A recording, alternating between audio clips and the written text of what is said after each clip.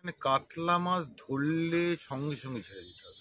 আচ্ছা ওটা হচ্ছে ওই বৌনির মাছ রেখে দিলাম জালে, পরে ছাড়বো, ওটাও চলবে না। আচ্ছা, সেটা হচ্ছে শুধুমাত্র কাতলা বাদে পুকুরের সব মাছ মারতে পারবে।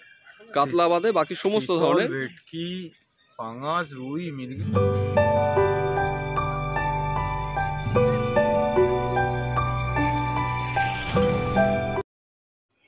আপনারা ব্যাকে যে পুকুরটি দেখছেন এটি লিলুয়া সাউথ ট্যাঙ্কের পুকুর। আগামী 27/4/2024 শনিবার থেকে এই পুকুরটি সাদা টোপে খুলতে চলেছে।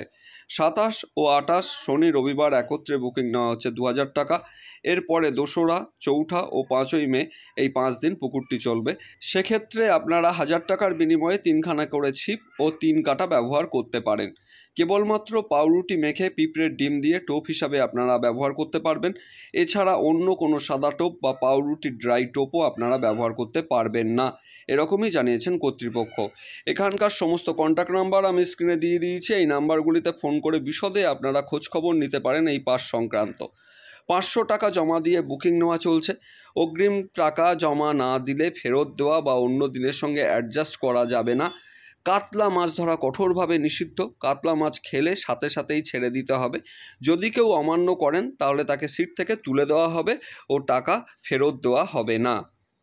বগুনির মাছ যদি কাতলা খেয়ে থাকে সেক্ষেত্রেও সেই মাছটিকে আপনি নেটে রাখতে পারবেন না, মাছটিকে সাথে সাথেই ছেড়ে দিতে হবে। কাতলা মাছ বাদে আপনারা সব ধরনের মাছই এই পুকুরে যা যা আছে ধরতে পারেন। 500 থেকে 6 কেজি পর্যন্ত রুই, মৃগেল মাছ ও অন্যান্য মাছ আছে, আপনারা এগুলি ধরতে পারবেন। সকাল 6টা থেকে সন্ধ্যে 6টা পর্যন্ত আপনারা এই পুকুরে ছিপ ফেলতে পারবেন।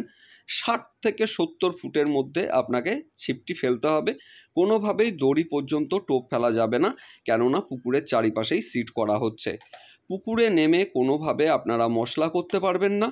যা মশলা করবেন সকাল 5টার পরে এবং পাড়ের থেকে, এর আগে কেউ মশলা করবেন না, এরকমই জানিয়েছেন কর্তৃপক্ষ।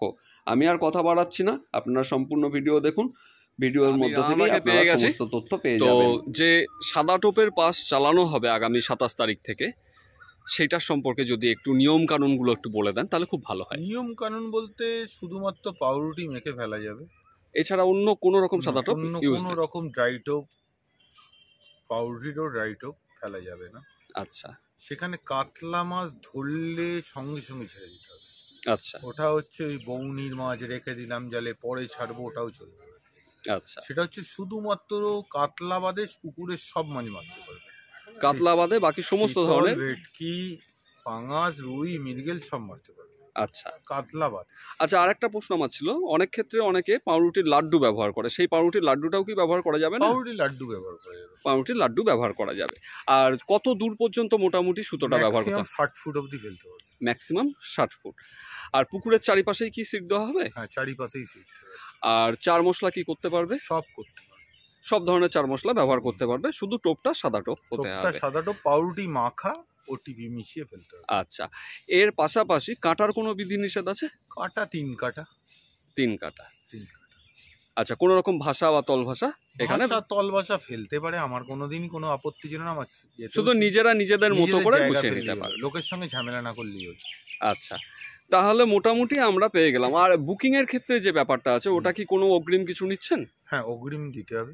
অগ্রিমটা কি? প্রথম 2 দিন একসঙ্গে নিতে হবে। প্রথম 2 দিন একসঙ্গে, শনি ও রবিবার একসঙ্গে 2 দিনের বুকিং নিতে হবে। অগ্রিম 1000 টাকা দিয়ে বুকিং করতে হবে।